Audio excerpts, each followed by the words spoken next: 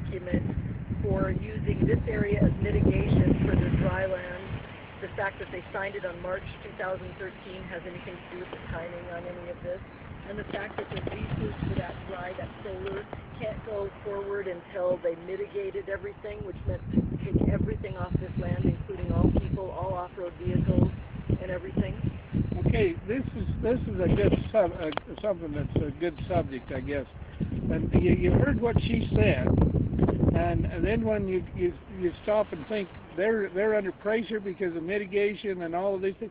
Did you know that what Cliven Bundy thinks about this? I've been involved with this tortoise thing. I've been involved with the spotted owl thing. I've bought the wound-free native here. And when they start talking about mitigation, trading, and all, do you know that that's all a bunch of crap? Yeah, I mean, you know, why would the county government start even paying any attention to all of this? And why are we trading something here for something over here and costing we the people millions, not hundreds of millions of dollars? In the workshop news, it says because President Obama signed a solar energy agreement. Well, it don't matter what he signed. They've been doing this stuff before President Obama ever got in office. I know. It's not a President Obama thing. It's a something. It's a bureaucratic thing, and it's all a bunch of. When says that in order to have a take. Someone in the comments, tell me if you're getting audio. Why would the United States Fish and Wildlife be so powerful? They had to have a Section 10. Let's put it this way: Clark County, Nevada, Las Vegas, Nevada, has to have a Section 10 permit from the Fish and Wildlife in order to develop a piece of land. What does that mean? That means that they have a permit to kill the tortoise, and then they got to have my ranch or everybody's ranch in the whole southern area. They got to keep up the cattle and the production off to qualify for the Section 10 permit. I mean, that's all a bunch of noise. The whole thing's a bunch of noise. That is a point on why this stuff starts to happen. Yeah, it is. Starts, and then they do the study, and that study, it has to be mitigated right down to that is growing, and that's putting the whole list. Not one place does it have to be mitigated. They're making hundreds of thousands of dollars, even billions of dollars off this play you're making. Now let me show you how Bundy plays the same game. Okay, I say the only way that this endangered species thing can come to us is through a treaty with a foreign country. Treaty. That's the only way it could possibly happen on here on this land. It's like every single one of my people. That's right. But let me tell you. So a treaty. So okay, they have a treaty with Mexico, a treaty with Canada, a treaty with South America, and they bring an endangered species thing to us on a treaty. It's the only way they can bring it legally. So they do that. Okay, now let me give you an example. We have a tortoise and in a pet shop down here in Las Vegas, and that tortoise comes from South America. Okay, that tortoise qualifies under the United States endangered species law. Because why? It's come in a treaty deal, a commerce deal where they trade. It crosses borders, not international borders, to get here. All of those things aren't maybe business of the United States. Under the treaty law, remember? Share the link. Share the link. Treaties we will honor. The United States will honor treaties. The states will honor treaties. Okay, now let's talk about. Yeah, my people know that well. Yeah, you're from. Yeah, no kidding. Okay, now let's talk about what we're talking about here is the desert tortoise. Is it not the one in the pet shop store? We said he would qualify under this treaty, Endangered Species Act. Let's talk about this desert tortoise on the land, say in Las Vegas Valley. Does he qualify? Does he qualify under the treaty thing? Does he qualify under the commercial commerce thing? Does he qualify actually as a endangered species? Well, I say no, he doesn't qualify. But the main thing that happens is this creature does not qualify under their law. He don't qualify because he don't, all of these things I talked about qualifies him, but this tortoise does not qualify under the Endangered Species Act. And so what's Bundy going to do?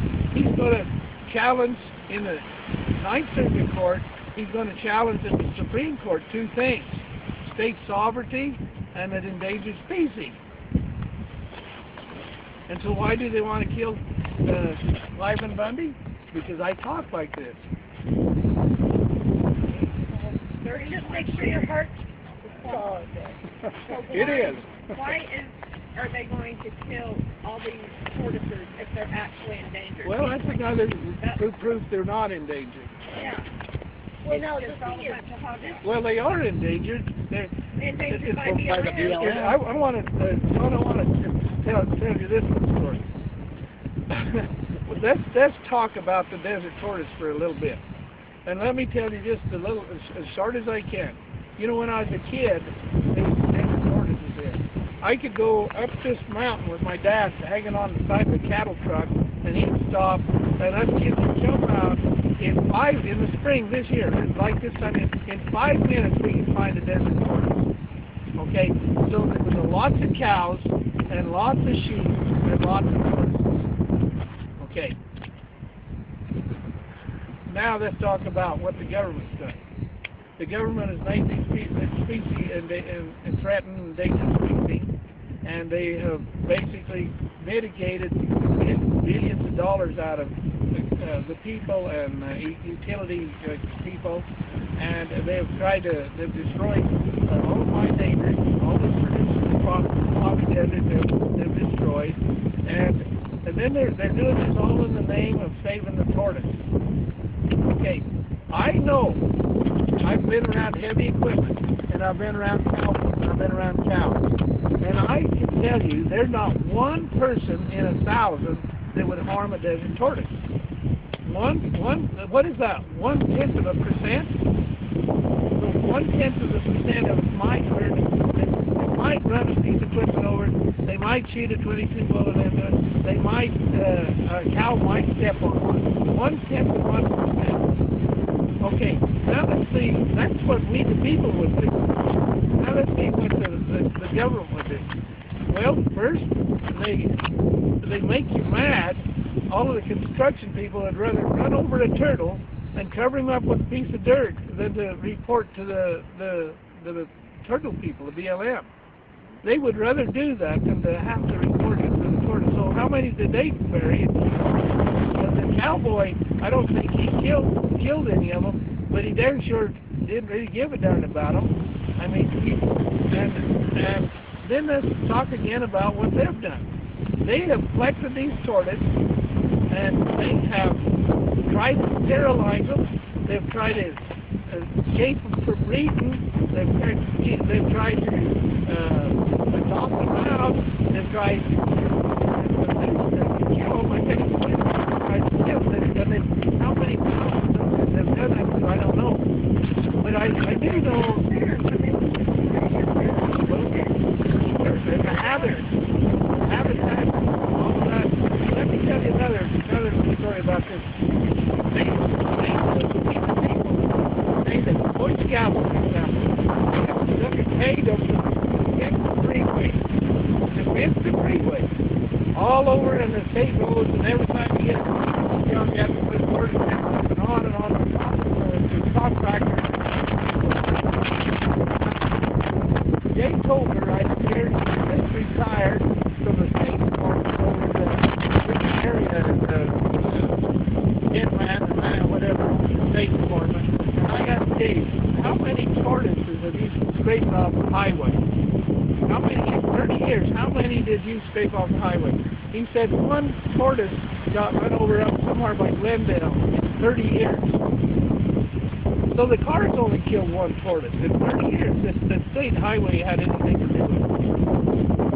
And in Utah, those tortoise fencers are everywhere. Well, they're here in Nevada.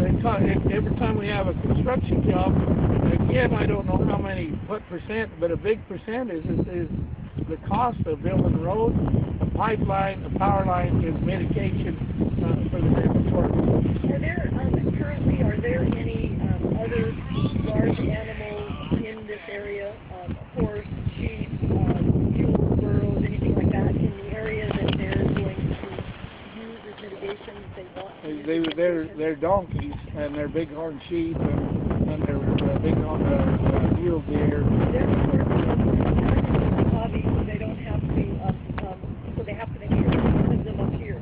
No, they're all of those type of animals, plus the upland game like quail and shuckers and doves and some pheasants. A good bunch And, of quail.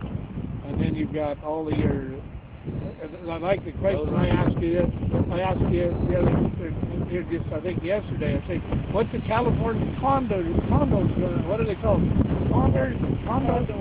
What are they going to do if they don't have a cow to eat once in a while? I mean, if I run 1,000 cows and I have even 3% of them a year die, I mean that's quite a few meals for those birds. What are they going to do when the cows are gone? Are they going to eat tortoises? Spotted owl, they just decided was bad science. Barred owls are eating them instead of spotted. Anyway, it's interesting to visit with these people. And what you got any question, John? Where you been anyway? By then? I'm a bit of an ambulance chaser, Cliven, when kids stabs people in Pittsburgh and at a school, or somebody shoots people at a Jewish community center. I'm one of the first responders, so I've been out of town for much of since this has happened. So I would have been back up here. So. How about James Boyd in Albuquerque? You still covering that at all? No, but I was the Fort Hood shooting. I was there, so anyway. Let me ask you this: what about this boy that was killed down here in Red Rock on Valentine's Day? You know. Yeah, and it was really quite odd to me that we, the people, wanted to disarm Park Service. But then you stop and think, and they want to tear down those buildings. Well, when you stop and think, well, they're a little bit upset about that boy getting killed by the BLM Rangers. And you know what? Those guys got away with their guns, and they're still right out here, probably in this pack that was here. And then we let them get away again. I mean, when are we going to have any justice here? Yeah, they get away with murder, literally. And let me tell you, John, one of the things that was most upsetting to me of this whole thing is when, you heard the story about we asked the sheriff to disarm them, but the sheriff and the state of Nevada helped those people. These people that had all these guns, had the guns pointed at us, and the abuse of my cattle and the destruction of my private property. They let those people helped them get out on the freeway and send them up the freeway. And when they got to the city Mesquite police never did nothing. By count is 104 cars. That's quite a caravan with people with guns in them. And they went through the Arizona line, went through the port of entry at the Utah-Arizona line, and disappeared into the county of Utah. No sheriff and no media. I mean, you did not report one thing about what happened to that caravan or what happened to those guns. Not nobody did that, John. Hey, Cliven, one last question on most of this. You got ranching to do, and so you're content right now? Your game plan is to just go about your life, do your ranching, collect the dead animals. Are you planning to take this matter, what happened with the BLM, to court? Are you planning to go back to court on this? What's your move? Well, I have I have 4, maybe 5 now certified letters. Most of them are from the United States Bureau of Land Management in Las Vegas. I haven't opened those letters yet. It just seems like I've got plenty to do without worrying about that. One thing that I'm getting pressured on right now is another rally this Friday, right here. We the people want it. These people are saying we want a rally. And like I was telling you, I told somebody, I said the ethnic groups, the Latino and the black community are saying, hey, where's our part of this? They want some rally. What do you think's going to go? Any idea? Well, I don't even want to speculate on it. You speculate. I have no clue. Yes, all the BLM, fine. now with him. It's yeah. probably, if it's filed in the courts, imagine if something filed in the courts, you can find out last tonight. I don't know why every reporter that ever comes down here doesn't march over to the sheriff's office and ask him why he won't do his damn job. That's what I want to know. The sheriff doesn't get a lot of calls. I don't care. March in there. March, I mean, go in and open the door and walk into his office and ask him. Well, I almost got beat up. I'll go with you. I'll go with you. I got your back. I'll go with you. I'll march down there with you. All right, no, that's okay. No, thanks for That's okay, I'll go. Anyway, thank you everybody. And I'll go for Range Magazine. CJ would want to know, wouldn't she? yeah. I don't have any problem going. We love you guys. We got your back. Thank you. We'll start heading up there and get back home. It's good somebody's phone down I before. posted all those links to all that solar stuff, and you know what else is in Where there? did There's he a line go? in there that says they need more money for the BLM to have enforcement. Did he leave You already? know that? In that document? He bounced.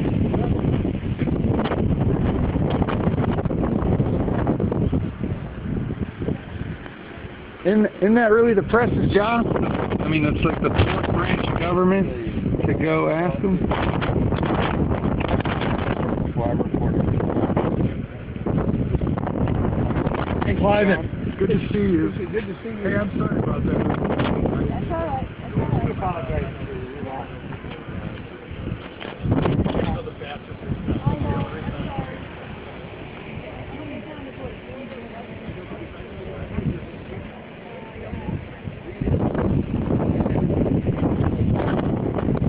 All right, folks, there's a live interview. You got a lot of stuff there.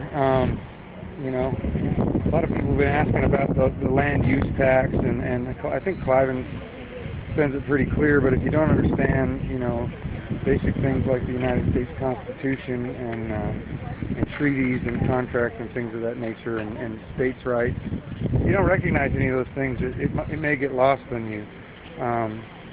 So keep reviewing, and we'll try to keep bringing it to you. God bless. Peace.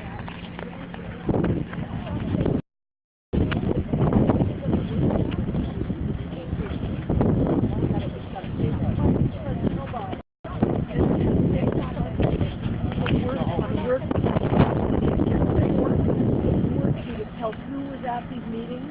It's all nature conservancy, it's tribal, it's BLM, it's all federal. There's one person that says public on it. That's it. One person. And they would hold over 2 days of propaganda and I think you gotta get my stuff on here, like you said. Leases for that dry, that solar can't go forward until they mitigated everything, which meant to take everything off this land, including all people, all off-road vehicles, and everything. Okay, this is a good something that's a good subject, I guess. And you heard what she said, and then when you stop and think they're under pressure because of mitigation and all of these things.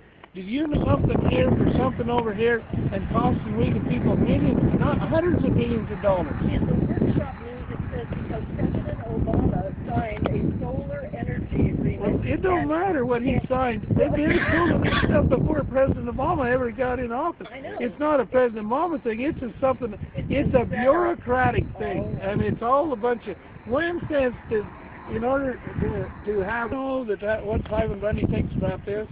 I've been involved with this tortoise thing. I've been involved with the spotted owl thing. I bought the wound-fitting native here. And when they start talking about mitigation, trading, and all, do you know that that's all a bunch of crap?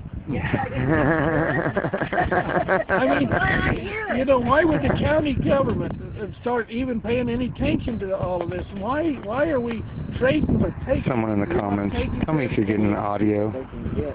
Why would the United States Fish and Wildlife be so powerful? They had to have a Section 10.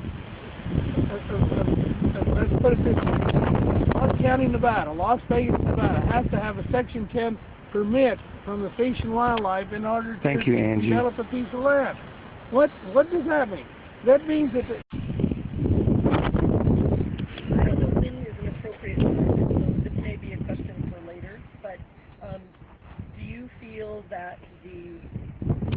BLM. signing off on their 86-page document for using this area as mitigation for their dry land. The fact that they signed it on March 2013 has anything to do with the timing on any of this, and the fact that